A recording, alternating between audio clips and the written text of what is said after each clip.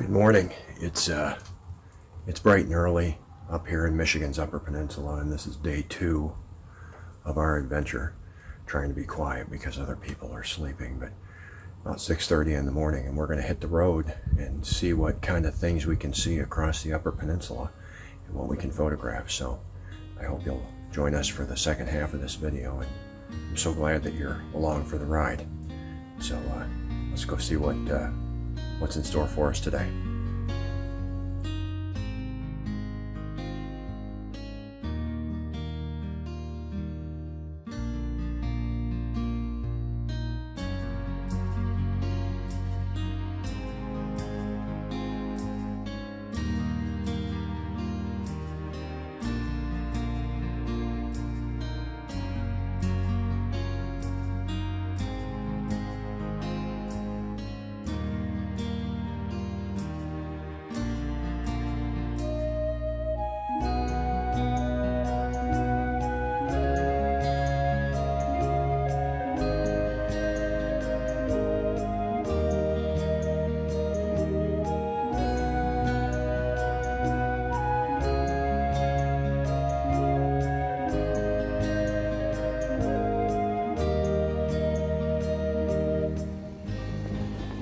So we're at the Crisp Point Lighthouse. I think the wind's blowing at about 25 miles an hour out here. And I'm just shooting. All I'm doing, no tripod, not right now, because I can shoot at a high enough shutter speed to still get the high enough f-stop. And rocky, and we're on the shore of Lake Superior here. Do I look like a fisherman? I feel like I do. So we're gonna do some photography here of the lighthouse. I'm going to put the image on the screen. I got a shot here with the moon up there. I don't know if that's going to work or not, but we're going to try it. So, yep, no flying the drone around up here.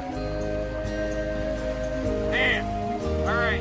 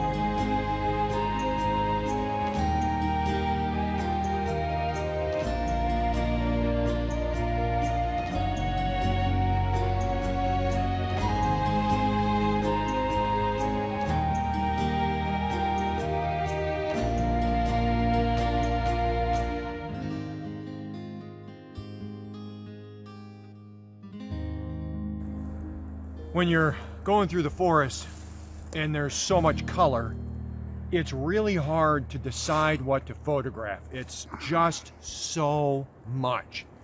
So, driving along, got one single solitary red maple that I'm framing in between these 2 pine trees, and we've got a little bit of small pine trees in front of it breaking up the base. But we're going to photograph that, and we're going to frame it within the frame. We're gonna frame it with these 2 pines right here, and we're gonna get that sucker right there, all by itself, alone. It looks like it's alone. It's not. I'll do an aerial shot of this, and you'll see. But we're gonna shoot this one, put it on the screen for you in just a second.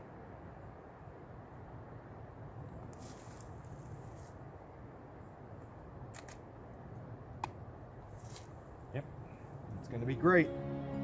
Gonna be great. All right, so onward and upward, I think. What do you think? Good?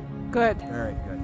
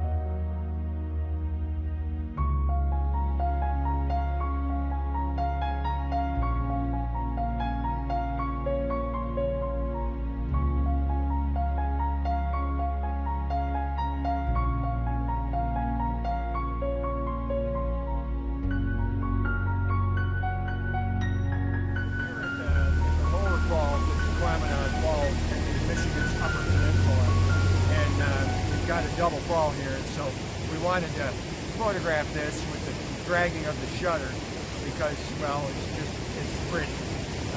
We got some color in the background, not a ton. So we got two lower falls. We got one here, we got one over there. The one over there has more color, so we're actually going to go over there and shoot that as well. But I thought you might like to see the shot that we got while we were here at the lower falls. Easy height, beautiful vantage point, pretty good. You can hear the roar of the falls, it's real loud. So, yeah, we'll see ya later on.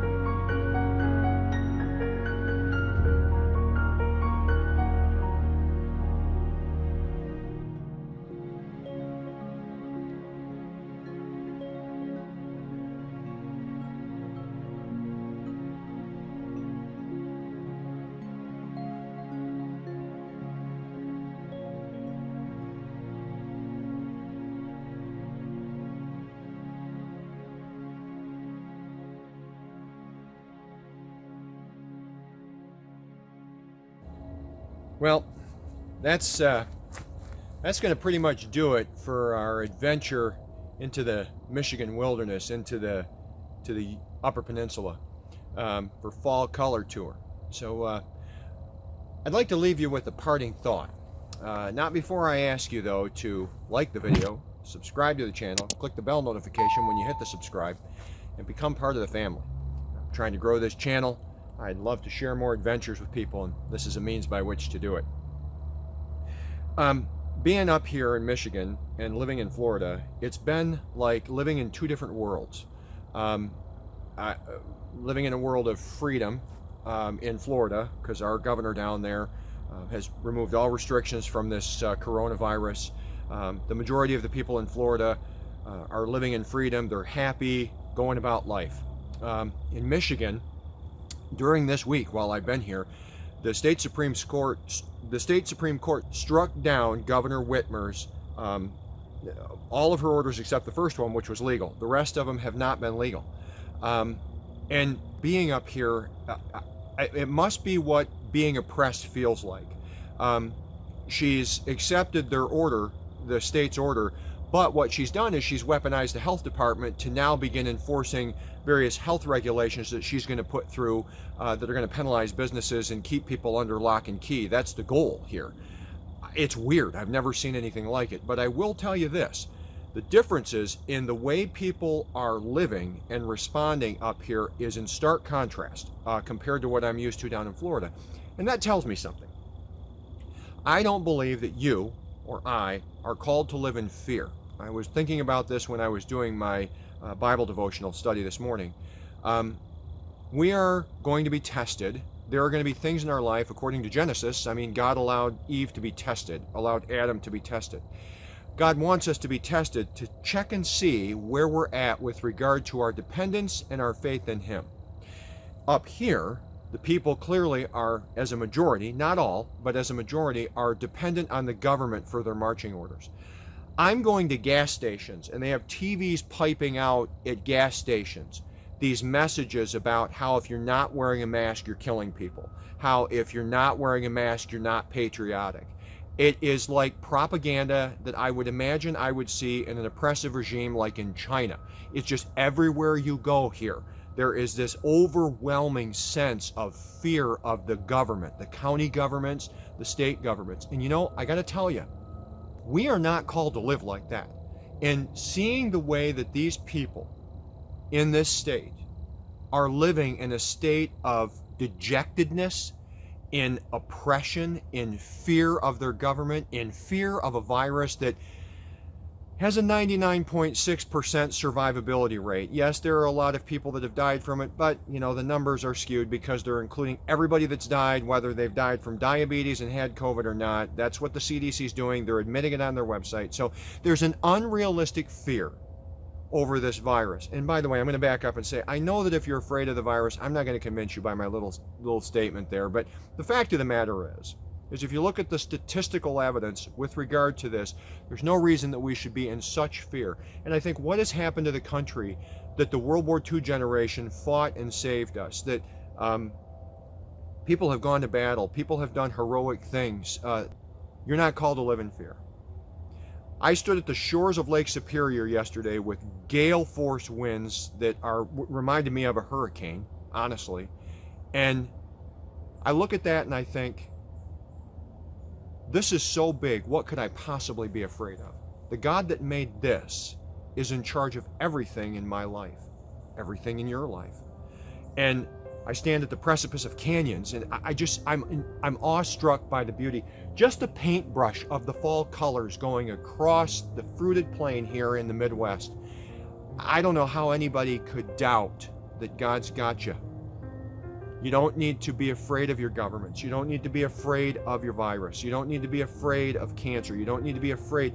We're all going to heaven if we profess Christ anyway, so I don't know. I just want you to be encouraged. Not be afraid.